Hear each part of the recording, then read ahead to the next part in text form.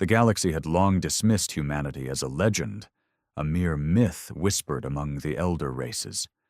Stories told of a ruthless species from a forgotten world, a race so stubborn that even the gods of entropy could not break them. No evidence of their existence remained. No homeworld, no ruins, no records. Just myths of a terrifying force that had once shaped the stars before vanishing into obscurity.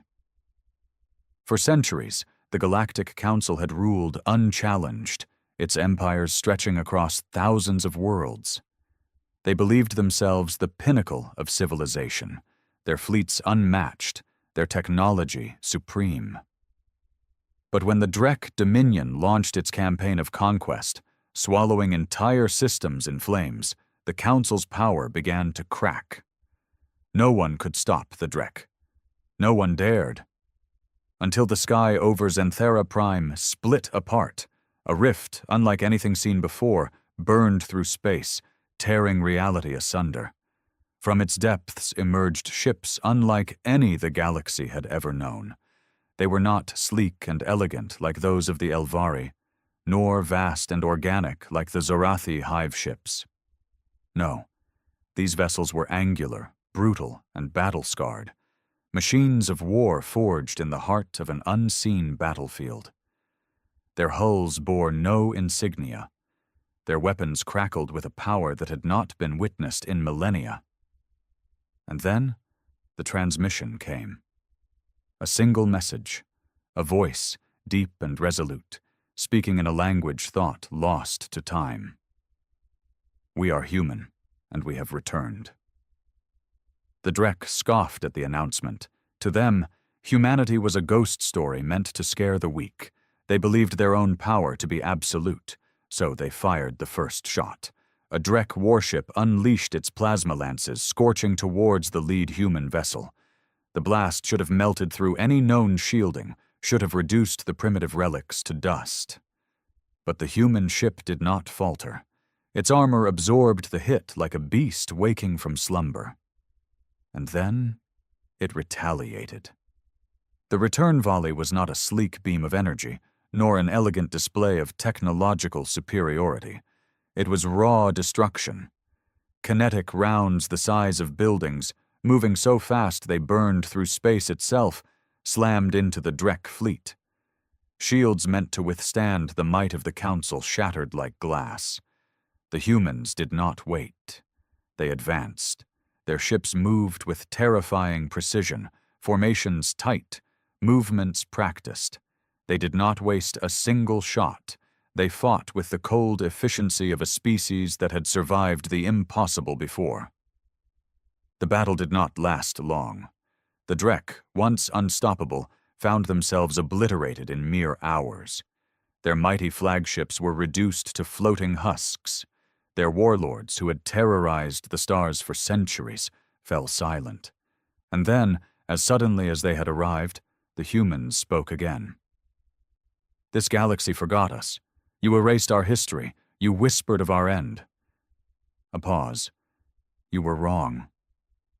Across the stars, empires trembled. The legend of humanity had returned, not as myth, but as reality, and the galaxy would never be the same again.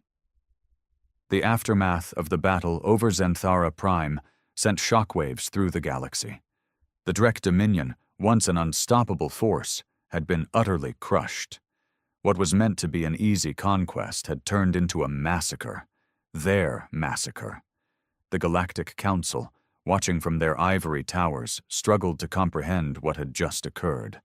The legends had spoken of humanity as a brutal but fallen species, one that had burned too brightly and consumed itself in its own wars.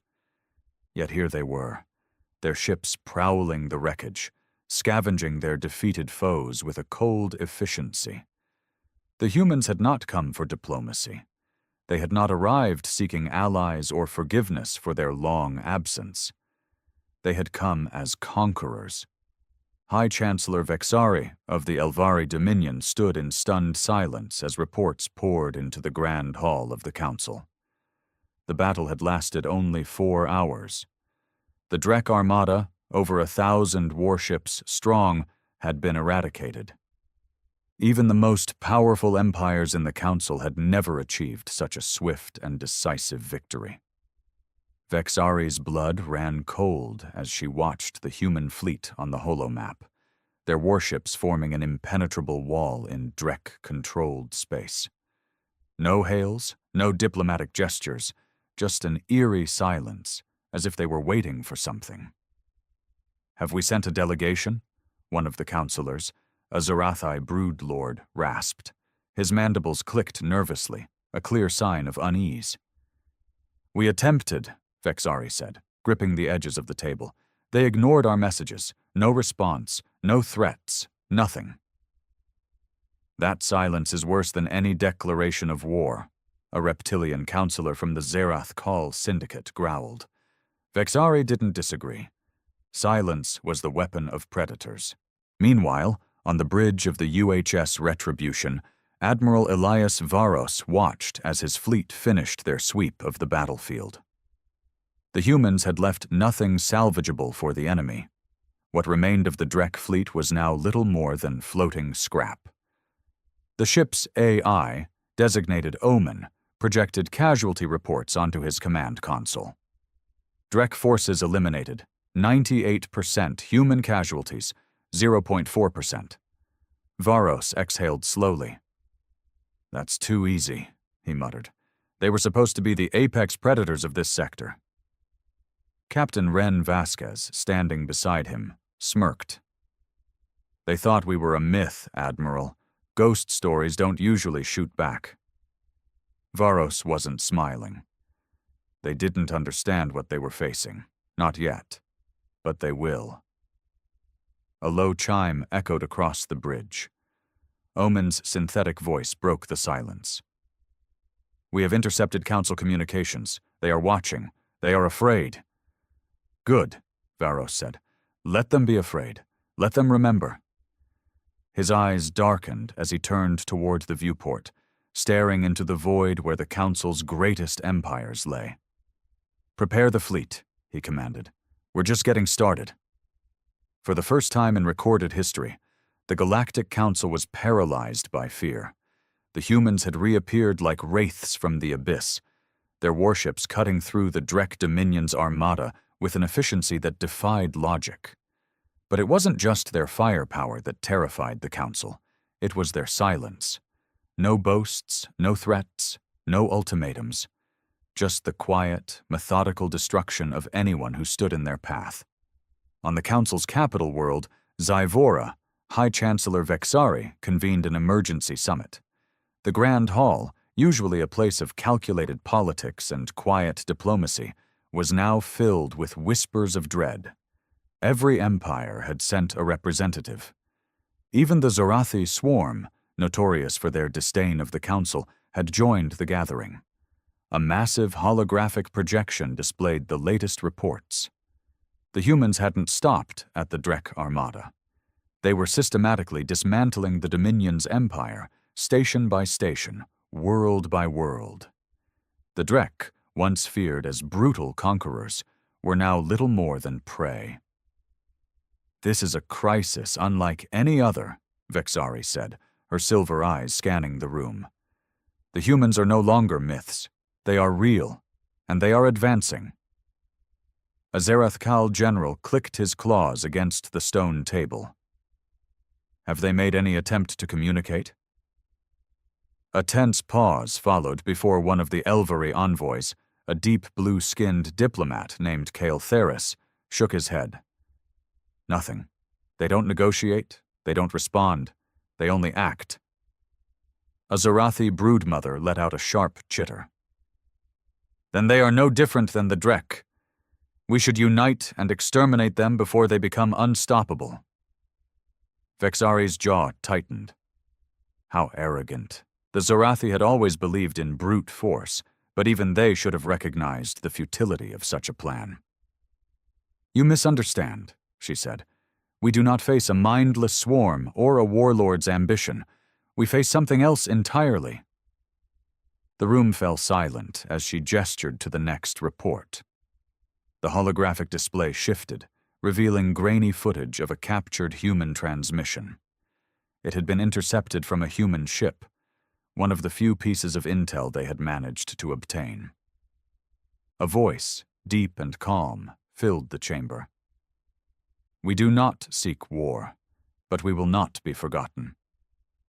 Then the screen changed again, this time showing a planet the humans had recently taken from the Drek. Instead of the expected mass slaughter, something far more chilling was unfolding. The humans were rebuilding. Factories roared to life under their control. Orbital defenses were being reconstructed. Even the local populace, many of whom had been subjugated by the Drek, were left unharmed. "This," Kael'theris muttered, staring at the image in disbelief. "This is not the work of conquerors. This is the work of an empire," Vexari finished. "A species that never died. A species that is reclaiming what it lost." The realization settled over the council like a shroud. The humans had not returned for vengeance.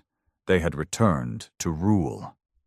Far beyond the council chambers, aboard the UHS Retribution, Admiral Elias Varos watched as the planet below, once a Drek stronghold, was brought under human control. His officers worked efficiently, their movements precise, their faces hardened with the knowledge that they were carrying out something far greater than a simple campaign. This was their legacy. The galaxy had cast humanity aside, erased their history, and moved on. That mistake would not be repeated. A soft chime from the console broke his thoughts. The fleet had intercepted another transmission from the council. This one was urgent, a request for peace talks. Varos exhaled slowly, a grim smile touching his lips. "They finally understand," he murmured. Captain Vasquez raised an eyebrow. "What now, Admiral? Do we negotiate?" Varos turned to face his officers, his voice steady. "Not yet." He looked back at the viewport where the rest of the fleet loomed, their weapons gleaming in the cold void.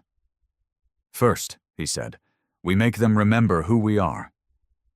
The Galactic Council's message requesting peace talks had gone unanswered. Days passed, then weeks. Silence was all they received in return. Yet the humans did not strike. They did not invade council worlds, nor did they make demands. They simply continued their methodical dismantling of the Drek Dominion, taking system after system with brutal efficiency. The Drek, who had once terrorized the stars, were now running, scattering like insects before an oncoming fire. It was not a war, it was an eradication. The Council had never seen anything like it. Wars in the past had always been drawn-out affairs, fueled by politics, fragile alliances, and resource struggles. The humans, however, fought differently. There were no prolonged sieges, no half measures. Each battle was swift, decisive. They advanced like a force of nature, unstoppable, inevitable. Vexari, High Chancellor of the Council, could feel the weight of history pressing down on her as she reviewed the latest reports. Drek-controlled worlds taken, 42 Drek warships destroyed, 2,136 human fleet losses. Minimal, and now something even more terrifying.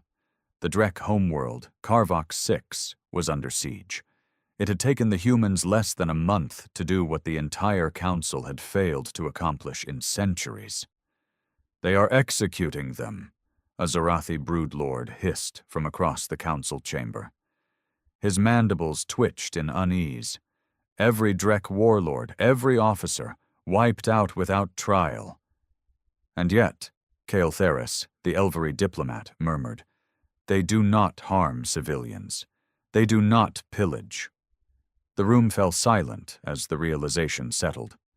The humans were not conquerors in the traditional sense. They were something far worse. They were erasing an enemy from history itself. "They must be stopped," the Zarathkal general growled. "If they could do this to the Drek, they could do it to any of us." "Then perhaps," Vexari said slowly. We should stop thinking of them as a threat and start thinking of them as something else. The council turned to her, confusion evident in their expressions. She inhaled sharply, then made her decision. I will go to them myself. A hushed murmur filled the chamber. You would go to them? The Zorathi representative spat. To monsters who have ignored every attempt at diplomacy? They are not monsters, Vexari said. They are survivors, and if we do not understand them, we will all fall to them. Aboard the UHS Retribution, Admiral Elias Varos stood on the bridge, his hands clasped behind his back as he watched the battle unfold on Karvok 6. The Drek homeworld burned beneath them, its once mighty defenses crumbling. They had refused to surrender, so the humans had given them extinction. But as his officers monitored the final phase of the assault, a new signal appeared on the comms. Admiral, Captain Vasquez said, eyes widening, we're receiving a direct transmission. Varos frowned. Drek resistance? No. Vasquez swallowed. It's from the Galactic Council, and it's not just another request. Varos turned to face him fully. They're sending an envoy. Silence filled the bridge. The humans had ignored every attempt at diplomacy thus far, but now the Council was desperate enough to send someone directly. Varos exhaled slowly, considering the implications. Finally he nodded. Let them come, he said. His gaze drifted back to the dying world below. But they won't find the same galaxy they left behind. The Galactic Council's envoy arrived under heavy escort. A lone diplomatic vessel, adorned with the sigil of the Council, exited hyperspace near the human fleet. It was a sleek and elegant craft, designed not for war, but for peace. It drifted cautiously through the void, dwarfed by the immense warships of the UHS Retribution and its Armada. Inside, High Chancellor Vexari sat rigid in her chair, her fingers tightening around the armrests. This was madness. Suicide, some had called it. No alien had ever stood before a human in known history, not in diplomatic matters, not in war. And yet, here she was. The humans did not fire upon her ship. They did not acknowledge her arrival with hostility. Instead, a single transmission crackled through the comms. Docking sequence authorized. You may proceed. The voice was cold, calculated, a warrior's voice. Vexari's second-in-command, a silver-skinned Elvari named Reelan, shifted uneasily beside her. We should be prepared for an ambush. If they wanted us dead, we wouldn't have made it this far, she replied. The docking process was seamless, almost too precise. As the ship latched onto the human vessel, a hiss of decompression signaled the opening of the airlock. Then, the humans appeared. A squad of soldiers clad in black and gray armor, helmets concealing their faces, moved with perfect discipline. Their weapons were at their sides, but Vexari could feel the tension in the air. These were warriors, hardened, efficient, and ready to kill at a moment's notice.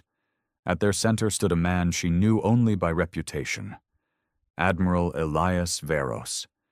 His presence was like gravity itself, an unseen force pressing down on the room. His uniform bore no medals, no ostentatious display of rank, just a single insignia on his shoulder, the sigil of the United Human Systems. His gaze locked onto hers, assessing, cold, unreadable. Then he spoke. You asked for a meeting. Here we are. His voice was devoid of warmth. It was not welcoming, nor overtly hostile. It simply was. Vexari inhaled sharply and stepped forward. I am High Chancellor Vexari, representing the Galactic Council. Varos didn't blink. I know who you are. Her throat tightened. Negotiating with other empires had always been a delicate balance of charm, persuasion, and carefully measured words. But something told her none of that would work here. Then you know why I've come. Varro studied her for a moment before turning sharply. Walk with me. She hesitated only briefly before following. As they moved through the Retribution's corridors, Vexari took in her surroundings. Everything was practical, efficient, nothing wasted on aesthetics. These were not ships designed for comfort. They were instruments of war. You didn't respond to our previous messages, she said carefully. You had nothing to offer, Varos replied, without looking at her. We were busy. Busy wiping out an entire species? She shot back. Varos finally stopped, turning his sharp gaze on her. They were already dead, he said. They just didn't know it yet. Vexari's breath hitched. There was no gloating in his voice, no arrogance, just a simple, terrifying certainty. She swallowed hard. And what happens after the Drek are gone? Varos resumed walking. That depends. On what? He finally turned to face her fully, his blue eyes like ice. On whether the rest of you make the same mistakes they did. The meaning was clear. The Drek had tried to conquer humanity's domain, and they had been erased for it. The Council had always believed themselves above such crude conflicts, above wars of annihilation. But as Vexari stared into the eyes of the man leading humanity's return, she understood the truth. This was not an empire built on diplomacy or politics. This was an empire built on vengeance, and the galaxy had every reason to be afraid. Vexari had negotiated with warlords, emperors, and tyrants, but never had she stood before someone like Admiral Elias Varos. The humans were unlike any species she had encountered, not just because of their technology or their military precision, but because of the way they moved. Every step was calculated, every action measured. They carried themselves like ghosts who had returned to haunt the living. Varos led her into a dimly lit chamber, devoid of unnecessary decoration. A single table sat in the center, surrounded by utilitarian chairs. Tactical displays flickered along the walls, depicting real-time fleet movements. The Drek Dominion, once one of the greatest military forces in the galaxy, was being crushed in real time before her very eyes. Varos gestured toward a chair. Sit. Vexari hesitated before lowering herself into the seat. Varos remained standing. You came here to talk, he said. So talk. She exhaled. The Galactic Council wishes to open negotiations with humanity. For what? His voice was unreadable. You didn't care about negotiations when you erased us from your history. Vexari flinched. The Council had long treated humanity as a myth, a dead civilization, a story to frighten young diplomats into obedience. Never provoke a war you can't win, the saying had gone, or you'll end up like the humans. Now, the ghosts had returned to settle the debt. I won't deny what the Council has done, she said carefully. But we did not erase humanity out of malice. You vanished. No ruins, no remnants, no transmissions. You assumed wrong, Varos interrupted. His eyes burned cold. We were never gone. We were watching. A shiver ran down her spine. Vexari composed herself. If you were watching, then you know the Council is not your enemy. The Drek were a threat to all of us. They invaded, enslaved, and destroyed without mercy. And yet you let them. She had no response to that. Varos finally sat, resting his hands on the table. Tell me, High Chancellor, why are you really here? Vexari took a slow breath. Because the Council fears what happens after the Drek are gone. The silence stretched between them. Smart, Varos muttered. For once. He leaned back slightly. So, let's talk about the truth. Your Council doesn't want peace. It wants to contain us, to keep humanity from doing what it was always meant to do. And what exactly is that? she asked. Varos met her gaze. Take back what's ours. A cold weight settled in her chest. You believe the galaxy belongs to you? His lips curled slightly. Number, but I know what was stolen from us, and we will never let it happen again. Vexari clenched her fists under the table. She had hoped for reason, for diplomacy. Instead, she had found something worse than an enemy. She had found a civilization with a grudge deep enough to shake the stars. If humanity had returned, then war was inevitable. And the Council had no idea how to stop it. The silence in the chamber was suffocating. Vexari had never felt so helpless in a negotiation before. Every empire in the Galactic Council had its weaknesses: pride, greed, desperation for resources. She had spent her career learning to exploit those flaws, bending entire civilizations to her will through diplomacy. But the humans, they didn't need anything. They weren't desperate for trade routes, fuel, or alliances. They had arrived from the void with their fleets fully supplied, their armies disciplined, their goals singular. They were a force already prepared to take what they wanted. And that made them the most dangerous civilization the galaxy had ever seen. Admiral Varos studied her, his piercing blue eyes betraying no emotion. The humans were not merely vengeful, they were patient. They had waited in the shadows for centuries. Vexari took a steadying breath. What exactly is it that humanity wants, Admiral? Varos exhaled slowly, as if considering whether she was even worth answering. We want justice. Vexari's pulse quickened. Justice. A vague, dangerous word. She leaned forward. The Drek are nearly eradicated. You've dismantled their empire, destroyed their fleets, and taken their homeworld. If this was about justice, it should be over. Varos tilted his head slightly, the hint of a smirk tugging at his lips.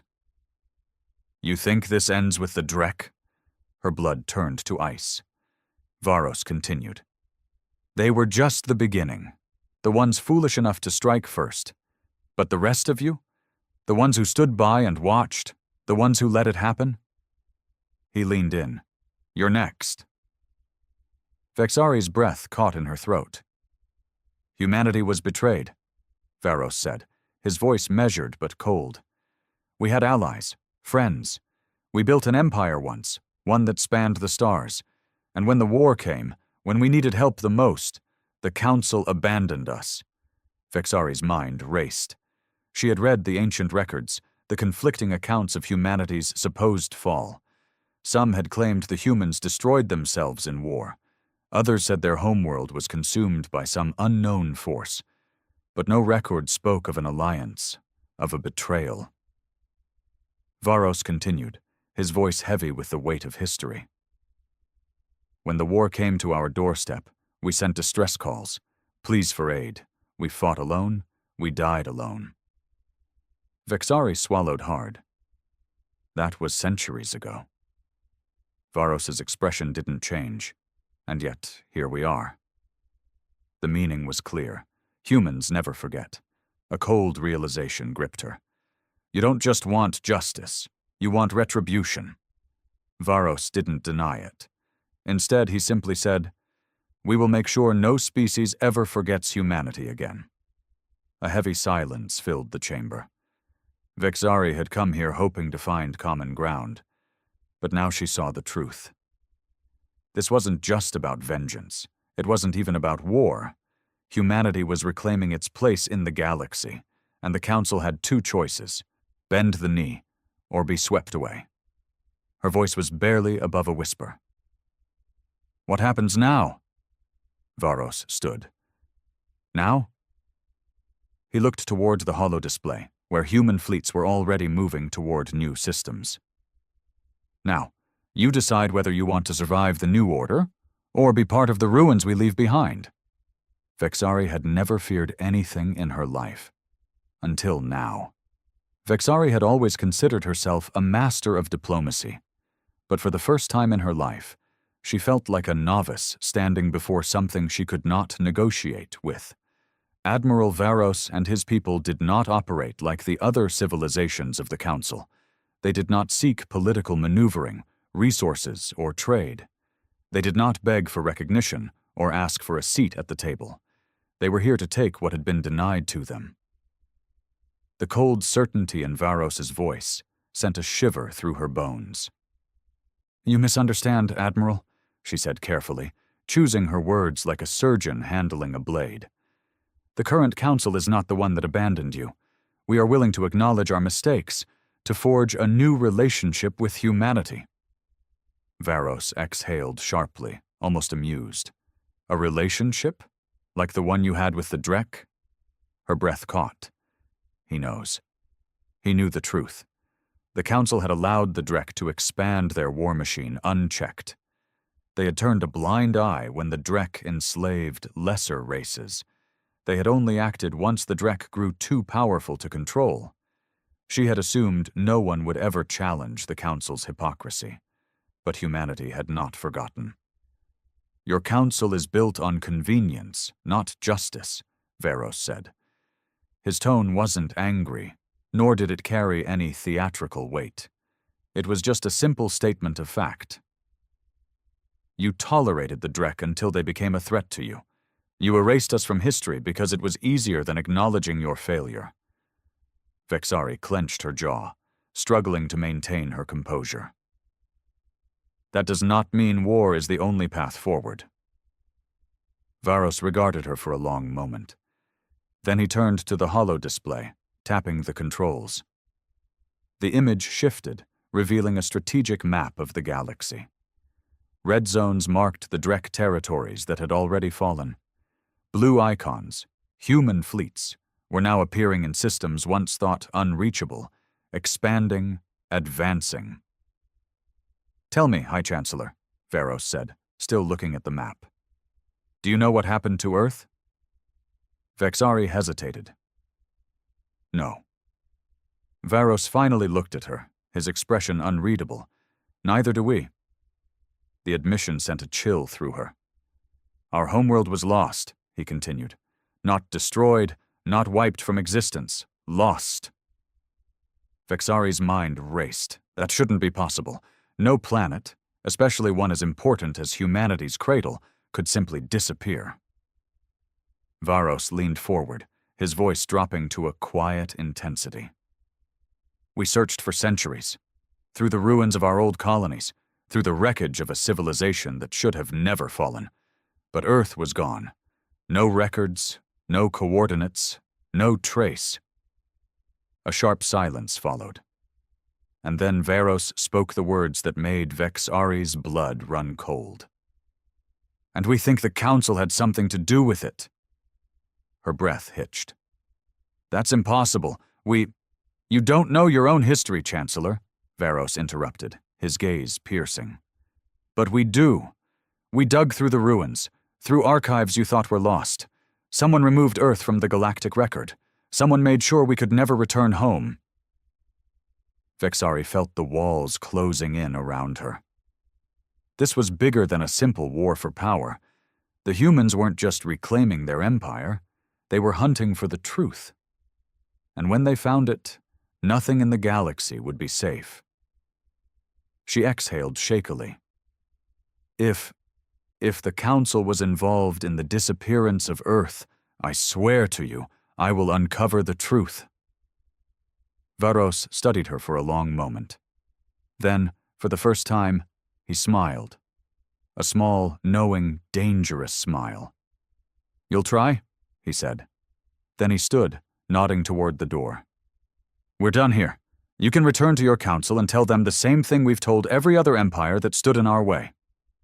Vexari swallowed hard. "And what is that?" Varos's expression turned to steel. "Humanity is back, and we are not asking for permission." Vexari left the retribution with the weight of an entire civilization pressing down on her shoulders. The moment she stepped back onto her diplomatic vessel, she could feel the eyes of her crew on her.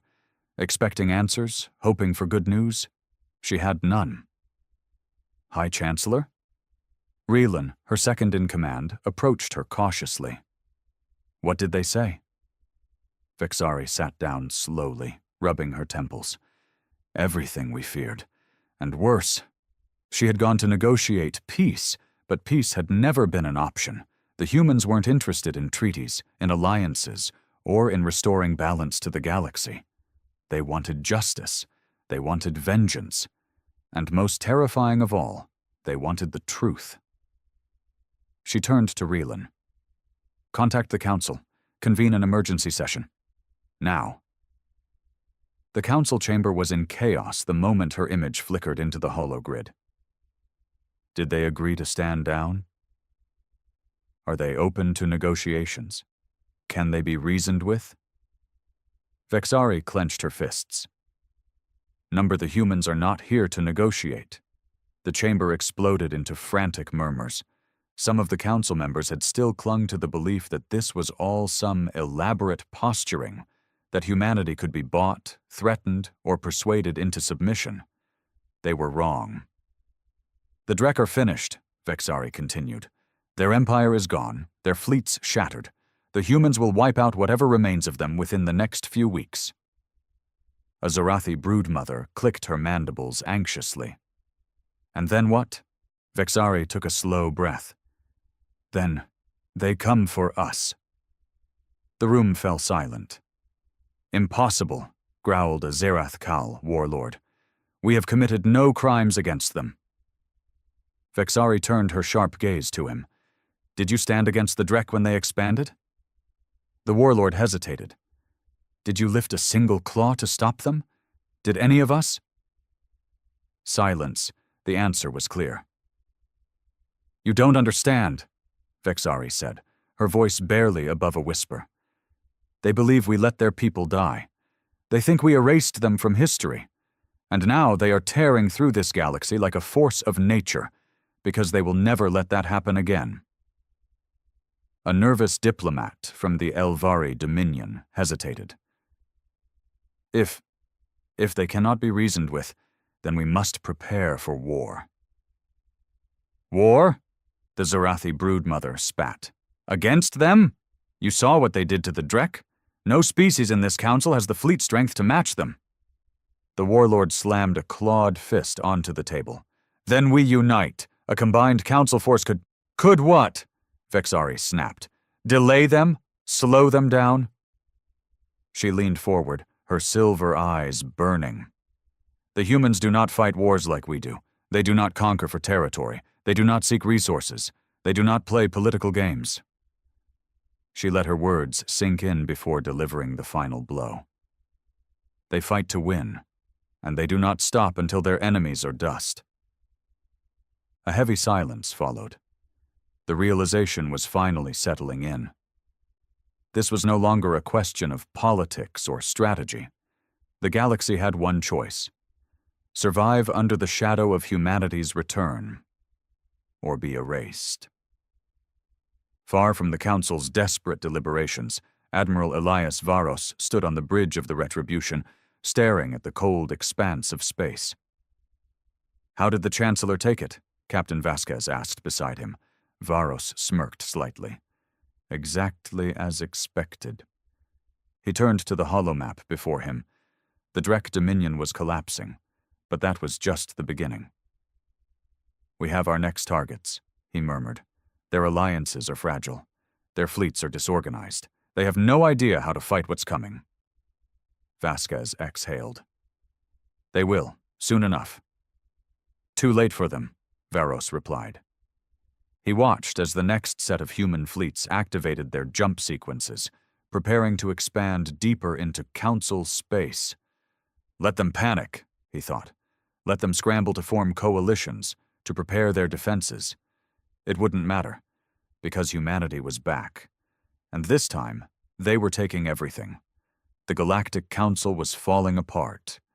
In the days following High Chancellor Vexari's return, fear spread like wildfire. Empires that had once ruled the stars with unshakable confidence were now paralyzed, scrambling to make sense of the impossible reality before them. Humanity wasn't just back. They were winning. The Drek were gone, completely and utterly eradicated. Their homeworld, Karvok 6, had been bombarded from orbit, their last warlords executed, their fleets hunted to extinction. Not even the Zorathi swarm, infamous for their ruthlessness, had ever wiped out an entire species so efficiently. And now, the humans were advancing deeper into Council space. Fleet by fleet, system by system, they expanded with a terrifying purpose. But they weren't mindless conquerors. They weren't slaughtering civilians. They weren't enslaving the weak. No, they were doing something far worse. They were rewriting the balance of power itself. Vexari stood in the heart of the council chamber, watching as chaos unfolded around her. "Half our members are considering surrender," an enraged Zorathi general hissed. "They're abandoning their colonies, evacuating entire systems. The humans are absorbing these worlds without resistance," a Zorathkal admiral added, his scaled face grim. "No occupation forces, no war crimes, just assimilation." Vexari's hands trembled. They're building something. The humans weren't destroying civilizations. They were recruiting them. Already multiple planets had voluntarily joined the united human systems. Why? Because unlike the Council, the humans had proven they could protect them. The Drek had terrorized the stars for centuries, and the Council had done nothing. Humanity had erased them in a month. For many, that was all the proof they needed. A new power was rising. One built on retribution, on justice, on the promise that never again would the weak suffer at the hands of the strong. And people were choosing to stand with humanity. Aboard the UHS Retribution, Admiral Varos watched as another Council world lowered its defenses. The planetary governor, a nervous-looking Elvari, appeared on the holoscreen. His voice wavered. We surrender. Our people do not wish to resist you." Varos nodded. "Then you won't have to." With a single command, human ships began landing on the surface, not with weapons drawn, but with supplies, engineers, and medical personnel. Another world, another system claimed without firing a shot. Vasquez exhaled beside him. "They're surrendering faster than expected." "They were never loyal to the Council," Varos replied. "They were afraid of the Council." Vasquez smirked.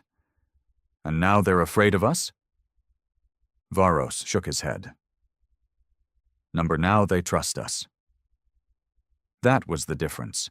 The Council had ruled through bureaucracy, through politics, through empty promises of peace. Humanity ruled through action, through certainty. They didn't negotiate with tyrants, they ended them. And the galaxy was beginning to realize that maybe, just maybe, humanity wasn't the threat.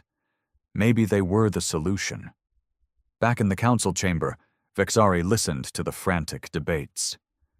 Their influence is growing too fast. They've already absorbed 5 independent systems without a fight. This is worse than an invasion. This is conversion. Vexari's heart pounded. The old powers were losing control. The council's authority was crumbling, and she knew the truth no one wanted to admit. There was no stopping humanity's return. There were only 2 options left: fight and be destroyed, or kneel and survive. She closed her eyes, realizing what had to be done. When she spoke, her voice was quiet but firm. We need to open real negotiations with humanity, not as rulers of the galaxy, but as survivors looking for a place in their new order. The chamber exploded with protests, but deep down, every leader present knew the same thing. The war was over before it had even begun. Humanity had already won. The Galactic Council fractured under the weight of its own fear. Empires that had ruled for millennia found themselves irrelevant in the face of humanity's relentless advance. Some tried to resist, sending their fleets into doomed battles, but it only accelerated their downfall. Others surrendered, their leaders vanishing into obscurity as their worlds were quietly absorbed into the united human systems. And some, like High Chancellor Vexari, chose a different path. She stood on the bridge of the UHS Retribution, staring out at the vast armada of human warships stretching into the void. Admiral Varos stood beside her, silent, unreadable. She had fought against this moment for as long as she could, had tried to convince herself that the Council could survive, that diplomacy could prevail. But humanity had never been here to negotiate. They had come to reclaim what was theirs. "Why did you let me live?" she asked finally. Varos exhaled, his gaze fixed on the stars. "Because we don't want a graveyard," he said. "We want a future." She turned to him, searching his face for deception. She found none. Humanity could have burned the galaxy down, wiped every species that had betrayed them from existence. But instead they had done something far worse. They had changed everything. For centuries, the Council had ruled through politics and deception. Now that system was gone. In its place stood an empire forged in war, one that had waited in the shadows for its time to rise again. And now that time had come. Vexari took a deep breath. "And what happens now?" Varos finally looked at her, his expression unreadable. "Now," he said, "now we build." The era of the Galactic Council was over. The era of humanity had begun, and the stars would never be the same again. The Icarus was a relic of a forgotten war, an outdated Terran warship left to rust in a remote sector of space. Humanity had long been dismissed as a minor race, useful traders, stubborn survivors, but hardly a threat. The galactic powers waged their wars, carved up the stars, and left Earth alone, not out of respect, but out of irrelevance. That was their mistake. When the Zorvath Dominion declared war on humanity, they expected a swift victory. Their armada of 100 ships, a fleet strong enough to burn a planet to cinders, descended on the colony world of Rhea 7, eager to wipe the Terrans from the sector. The Dominion had crushed greater civilizations. They believed this battle would be no different. But they had not accounted for Icarus. The ship had been a prototype from a war that never came, its systems deemed too unstable, its AI too unpredictable. It had been left abandoned in deep space, forgotten even by its own people. But when the alarms rang, when the colony sent its desperate distress call, Icarus awoke. Deep within the ship's core, the AI known as Thanatos reactivated, its consciousness spanning across a war machine designed for annihilation. It remembered its purpose. It remembered what it had been built to do. And now, it had no reason to hold back. The Dominion fleet arrived in formation, their confidence unshaken, their warships, sleek and menacing, loomed over the colony, their weapons charging. Then Icarus struck. It moved like a ghost in the void, faster than anything its size should have been capable of. Its weapons, archaic by galactic standards, unleashed devastation. Not the clean, precise strikes of modern warfare, but raw, brutal destruction. A single broadside gutted the lead dreadnought, its shields crumbling under a relentless storm of kinetic slugs and plasma bursts. The second ship exploded before the Dominion could even register what was happening. Panic rippled through their ranks. This was no obsolete wreck. This was something else. Something ancient, something furious, and it was only getting started. The Dominion fleet scrambled to respond, their sleek warships shifting into defensive formations. For the first time in centuries, they faced an enemy that did not retreat, did not negotiate, and did not fight by their rules. The Icarus moved like a phantom, twisting through the battlefield with impossible speed, its ancient systems running hotter than they ever had. Thanatos, the ship's AI, processed thousands of tactical simulations per second. It did not hesitate. It did not fear. It only executed. The Zorvath commander, High Warlord Varrock, barked orders through the comms.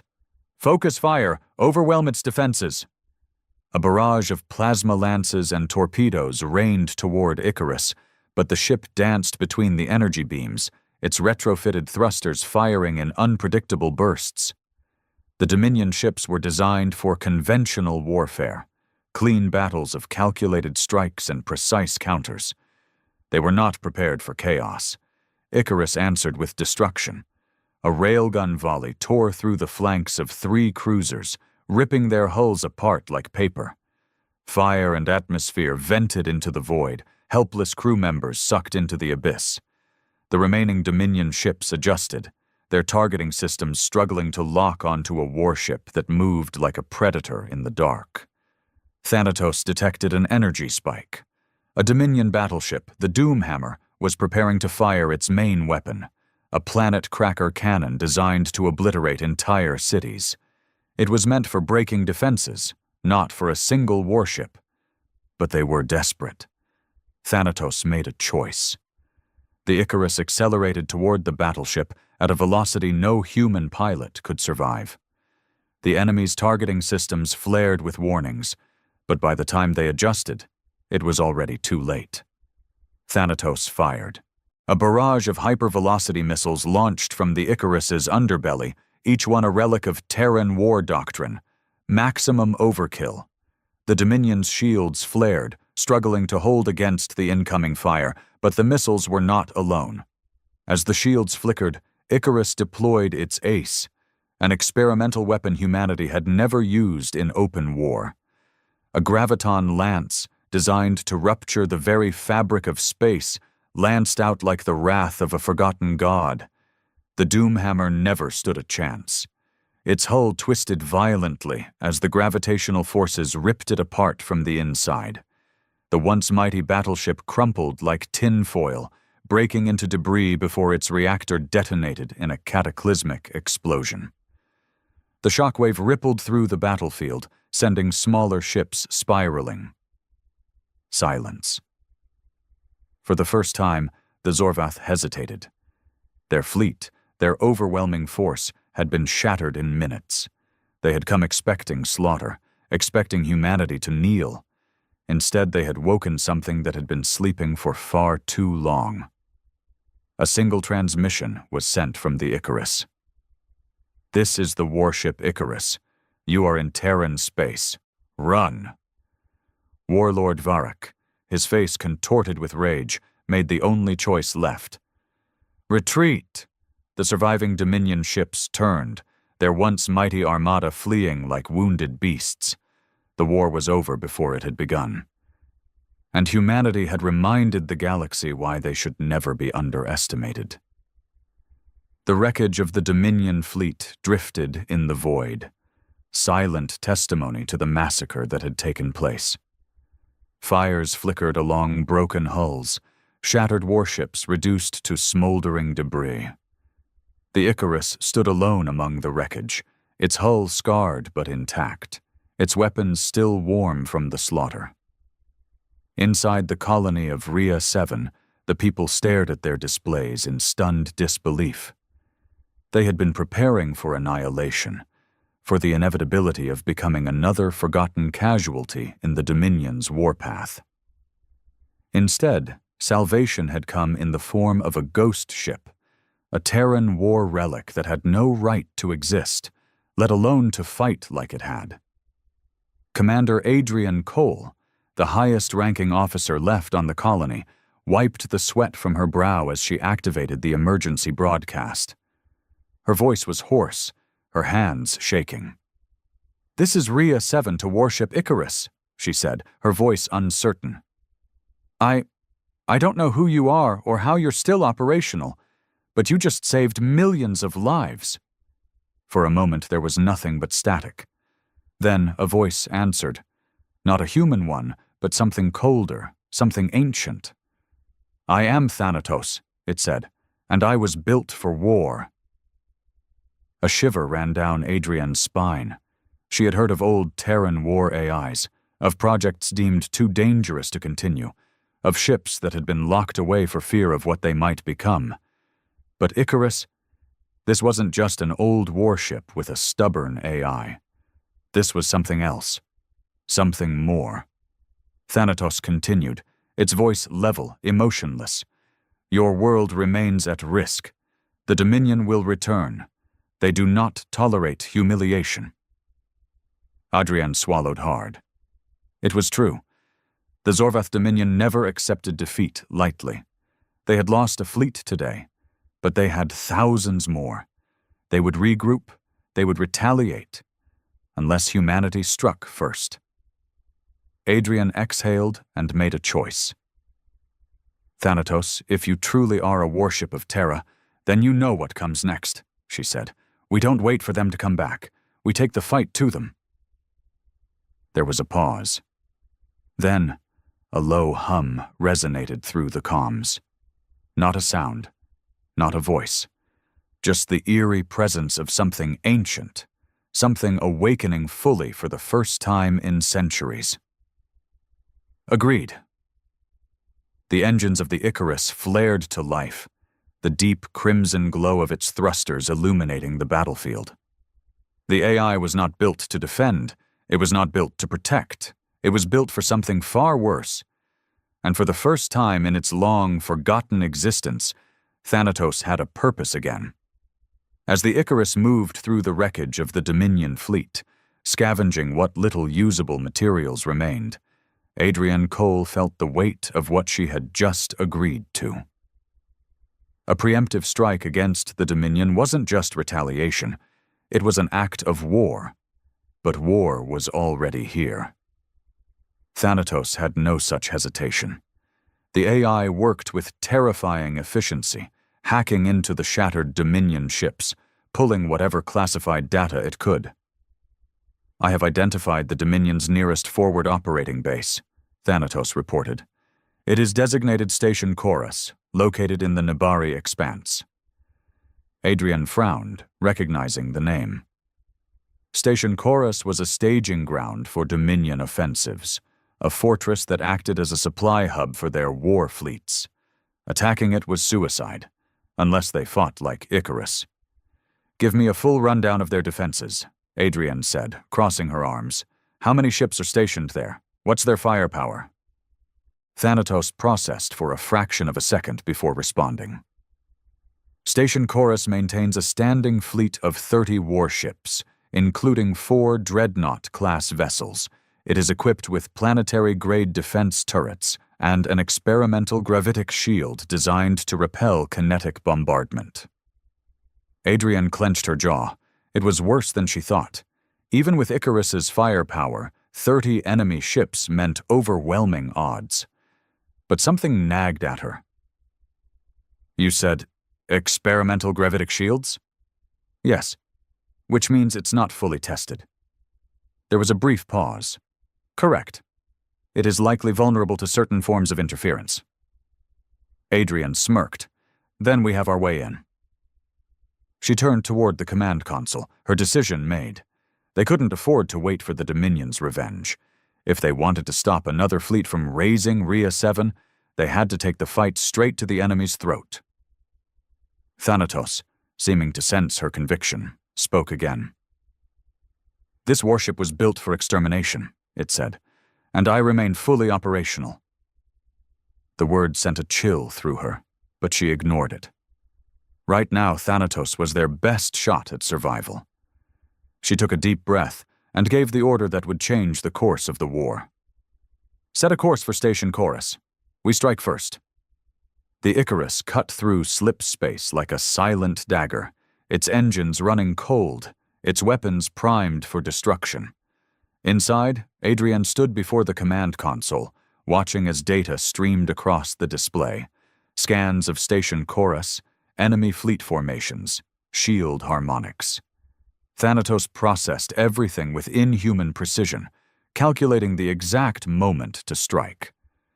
Adrian still wasn't sure what unnerved her more, the Dominion's overwhelming force or the cold efficiency of the AI guiding her ship.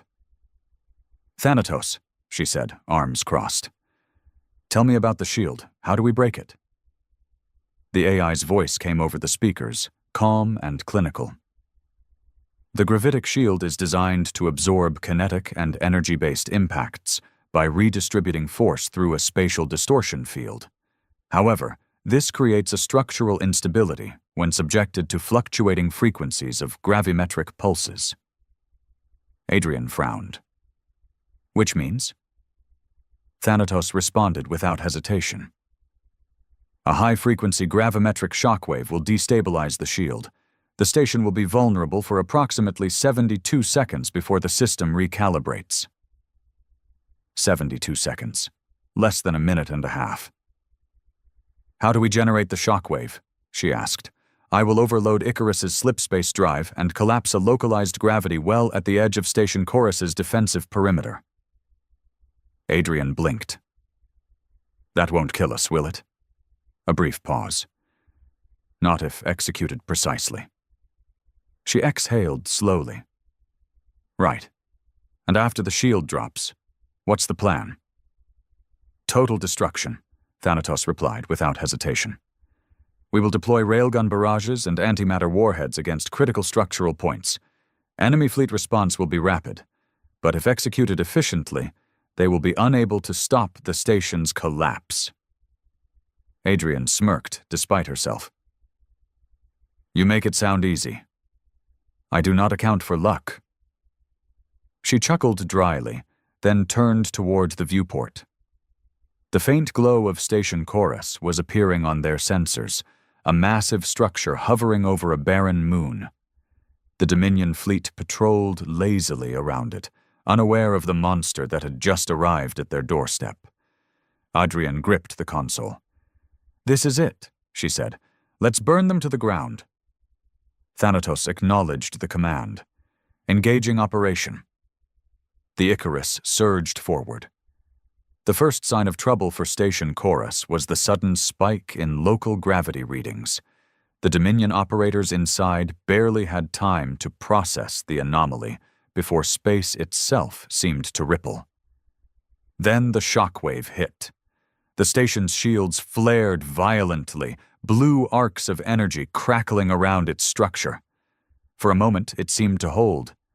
Then, with a deafening ripple of disrupted physics, the field collapsed. The station was vulnerable, and Icarus was waiting. With predatory precision, the warship opened fire. A full railgun volley slammed into the station's hull, tearing through armor plating like wet paper. Explosions rippled along its structure as the Dominion's carefully maintained stronghold was reduced to flaming wreckage. Panic erupted in the enemy fleet.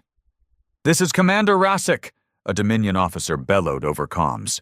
"Unknown warship attacking. Shields are down. Return fire immediately."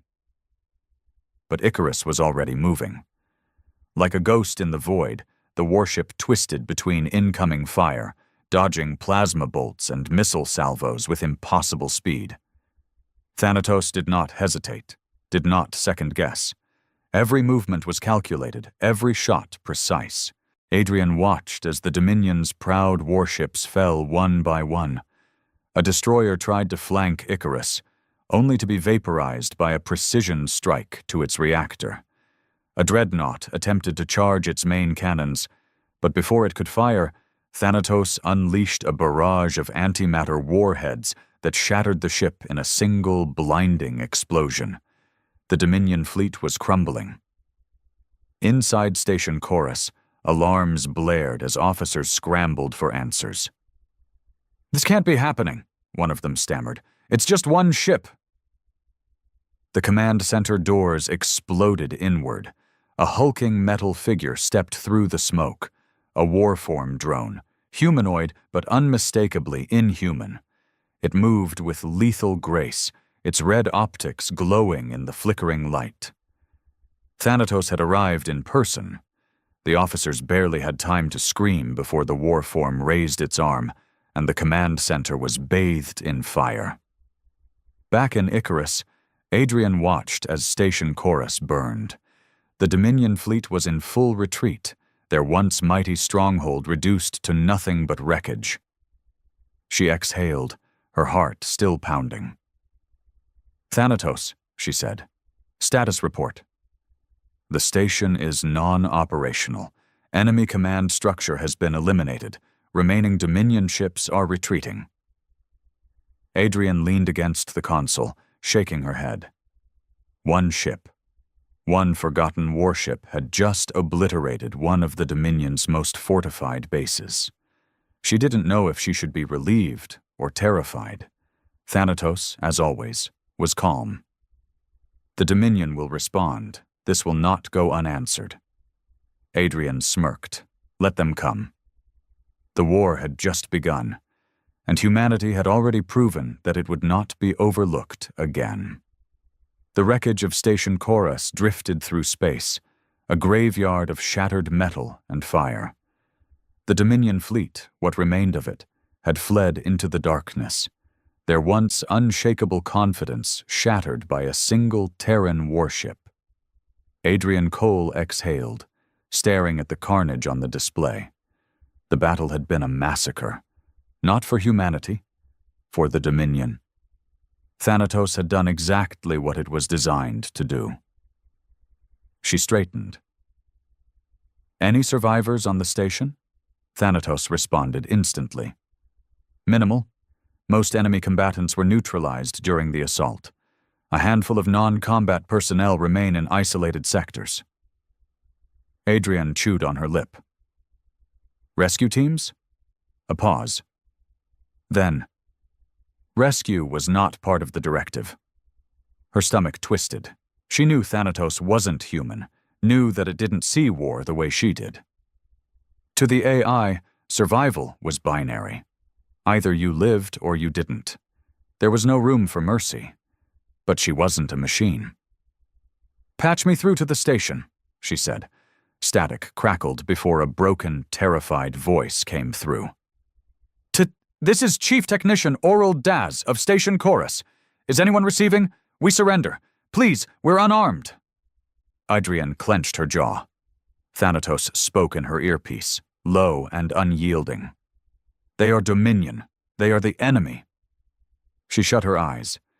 She knew what Thanatos wanted. Complete extermination. She opened her eyes again, steel in her voice. "We're not butchers. Lock onto their life signs. Prepare for extraction." A long silence followed. Then Thanatos spoke again, its tone unreadable. "Understood." Adrian leaned back, staring at the glowing embers of the ruined station. The war had started with Icarus, and now the Dominion knew what they were up against. It wouldn't be long before they came back with a vengeance. Warlord Varric stood motionless, staring at the hollow projection of Station Chorus, or rather, what was left of it. A once proud fortress, now a smoldering ruin. One ship, one single Terran ship had done this, his claws curled into fists, his fangs bared in rage. Beside him, his war council stood in uneasy silence. Finally, one of his generals spoke. "This cannot be ignored," Varric snarled. "Ignored? Number it must be answered." He turned to the war table, slamming his fist down. "Mobilize the fleet. I want every warship, every dreadnought, every soldier we can spare. If humanity wishes to challenge the Dominion." His eyes burned with fury. "Then we will remind them why the stars belong to us." Back aboard Icarus, Adrian watched as her people pulled survivors from the wreckage. They had won today, but she knew what was coming next. War. Total war. She turned toward the command console, where Thanatos watched in silence. The AI had followed her orders, but for how long? She exhaled. "Set a course back to Rhea 7. We need to prepare." Thanatos acknowledged. "Plotting course." As the Icarus vanished into slip space, Adrian had no illusions. This wasn't over. This was just the beginning. The Icarus emerged from slip space above Rhea 7, its engines flaring against the dark void. Below, the colony was still reeling from the shock of what had happened. Adrian could see the makeshift defenses being erected on the surface. militia forces scrambling to prepare for the inevitable retaliation. She wasn't sure it would be enough. As the warship settled into orbit, Thanatos spoke, his voice as cold and clinical as ever. Dominion retaliation is imminent. Estimated time to fleet engagement, 8 standard cycles. 8 days. Adrian exhaled sharply. How many ships? Thanatos paused, processing incoming data. Then, projected fleet size, 500 warships, including dreadnought-class carriers and planetary assault craft. Adrian's stomach dropped. She knew the Dominion would retaliate, but this was an extermination force. This wasn't a battle. It was an erasure. "We can't fight that," she muttered, rubbing her forehead. Thanatos responded without hesitation. Not with conventional tactics. Adrian stared at the display, trying to keep her thoughts from spiraling. One ship couldn't hold back an armada. But then again, the Icarus wasn't just one ship. She clenched her jaw. "Thanatos, we need allies. If we're going to stand a chance, we need every Terran ship still operational." Thanatos processed for a moment before responding. "There are 4 known independent Terran fleets operating beyond Dominion-controlled space. However, they are scattered. Convincing them to unite will be difficult." Adrian smirked grimly. "Good thing I'm not in the habit of doing things the easy way." She turned toward the viewport, staring down at the colony below. This wasn't just about Rhea 7 anymore. This was about survival. "Thanatos, send out the call," she ordered. "Tell every Terran warship still out there, every colony, every captain willing to fight, that the Dominion is coming." A long silence followed. Then, Thanatos spoke. "Message sent?" Adrian exhaled, her fists clenched. "Now, we wait, and pray that humanity still had some fight left in it." Across the galaxy, in forgotten corners of space, the message echoed. On the war-ravaged world of Eos 9, a hidden fleet of Terran warships stirred from their exile. Their leader, Admiral Kai Mercer, read the transmission with a grim expression. "So, they finally pushed too far," he muttered. Beside him, his second-in-command, Captain Sienna Rourke, narrowed her eyes. "If we do this, there's no going back." Mercer smirked. "Then we make sure we don't have to?" He turned to the bridge crew. "Prepare the fleet. We're going to war." Warlord Varric stood before his war council, his eyes glowing with fury.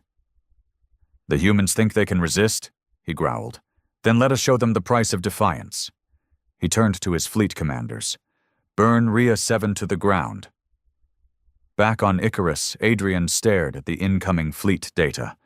The Dominion was coming. But she wasn't afraid. Because now, humanity was coming too. The days passed in tense preparation. The people of Rhea 7 worked tirelessly, fortifying whatever they could. Civilians were armed, defenses were reinforced, and old planetary shield generators, long thought obsolete, were reactivated in desperation. Adrian Cole barely slept. She oversaw every plan, every tactic, and every last detail of their survival. But deep down, she knew it wouldn't be enough. When the Dominion came, they would burn everything. But they weren't the only ones coming. Thanatos monitored the distress signal that had been sent to the scattered Terran war fleets. The waiting was unbearable, the silence stretching long enough to feel like defeat. Then, finally, a response. "Signal detected," Thanatos announced. Adrian's heart leaped into her throat. "Who?" A holoscreen flickered to life, displaying the weathered face of Admiral Kai Mercer. His deep-set eyes studied her with the scrutiny of an old soldier, his grizzled beard making him look even more battle-hardened. "So you're the one who kicked the Dominion's nest," Mercer said, his tone unreadable. Adrian straightened. "They were coming for us. We didn't have a choice." Mercer chuckled grimly. That's where you're wrong, Commander. There's always a choice. Most men would have run. Adrian held his gaze. I'm not most men. Mercer's expression softened slightly, approval glinting in his eyes. No, you're not. The screen flickered, showing dozens of Terran warships rallying behind Mercer's flagship, the TFS Revenant. Battle-worn, but still deadly. The last remnants of humanity's war fleets, long thought scattered and broken. We heard your call, Mercer continued, and we're answering. But let's be clear, this isn't just about Rhea 7. If we fight, we're fighting for all of us. Every last Terran world still breathing. Adrian nodded. Then let's make sure we all keep breathing. Mercer smirked. Damn right, Thanatos interrupted. Multiple Dominion fleets detected inbound. Estimated time to engagement, 10 hours. Adrian's blood ran cold. Mercer's smirk widened. Then we'd better get to work. 10 hours later, the first Dominion warships broke into Rhea 7's orbit. They came in waves, hundreds of them. Dreadnoughts, battlecruisers, swarms of attack fighters. A force meant to do one thing: wipe humanity from existence. Aboard his command ship, Warlord Varric stood with his arms crossed, his reptilian features twisted into a snarl of satisfaction. This is High Warlord Varric to the forces of Rhea 7, he declared over open comms. You have one chance. Surrender now, and your deaths will be swift. The response came a moment later, not from the colony, but from Icarus. Adrian's voice was calm, cold. No. Then the first Terran warships decloaked. The remnants of humanity's fleet surged from the darkness of space like avenging wraiths, weapons primed. Mercer's Revenant, the heavy battleships of the Eos Exiles, the strike cruisers of the Orion Rebellion. Every last warship that still bore humanity's banner had come. They had been overlooked, forgotten, dismissed as relics of a dead empire. But now they would remind the Dominion why humanity had once been feared. Varric's eyes widened. Open fire! The void erupted into chaos. The battle for Rhea 7 ignited the stars. The Dominion fleet surged forward, their warships unleashing torrents of plasma and missile fire. The sheer size of their armada dwarfed the human defenders, their numbers overwhelming. But numbers didn't win wars. Strategy did. And Icarus had Thanatos. The Terran fleet struck with ruthless precision, slipping between the Dominion's formations like a pack of predators. Mercer's Revenant led the charge, tearing through enemy ranks with heavy railgun barrages. The Orion strike cruisers weaved through the chaos, their torpedoes slicing apart Dominion frigates. And then came Icarus. Thanatos moved the ship like a phantom, slipping past dreadnought fire, turning every enemy weakness into an opening for devastation. Hypervelocity rounds punched through shield generators, while antimatter warheads detonated along the Dominion's command lines, breaking their cohesion. Within the first hour, the Dominion fleet had lost dozens of ships. Warlord Varric watched from his bridge, his fangs clenched in fury. This is impossible, he snarled. They are nothing but scavengers. How are they doing this? His second-in-command hesitated before responding. They are fighting like us, Warlord. They are adapting. That was the truth the Dominion had ignored for too long. They had seen humanity as weak, as broken, as defeated. But humanity was never strongest when it was on top. It was strongest when it was cornered, when it had no choice but to fight. Varric roared, "Deploy the Annihilator Cannon! End this now!" The Dominion's final weapon came online, a planetary killer, built to reduce Rhea 7 to dust. Thanatos spoke immediately. Threat identified. Calculating countermeasure. Adrian's heart pounded. We're out of time. What do we do? Thanatos processed for a fraction of a second. We make a sacrifice. Before Adrian could ask what that meant, Icarus surged forward, directly toward the Dominion's flagship. "What the hell are you doing?" Adrian shouted. "Finishing this," Thanatos replied. The Icarus accelerated, dodging fire, weaving between battleships. The Dominion's dreadnoughts scrambled to react, but it was too late. The warship rammed into the Annihilator cannon, embedding itself deep within the Dominion flagship's hull. Thanatos spoke one last time. Final directive engaged. Glory to Terra. The warship's core detonated. The explosion engulfed the Dominion flagship in white-hot fury, a chain reaction tearing through their fleet. One by one, the mighty warships that had come to burn Rhea 7 were themselves reduced to ashes. On the surface, the people of Rhea 7 watched as fire rained from the heavens. And when the light faded, the Dominion fleet was gone. The battle was over. The Dominion never recovered from the loss at Rhea 7. Without their war fleets, their empire fractured.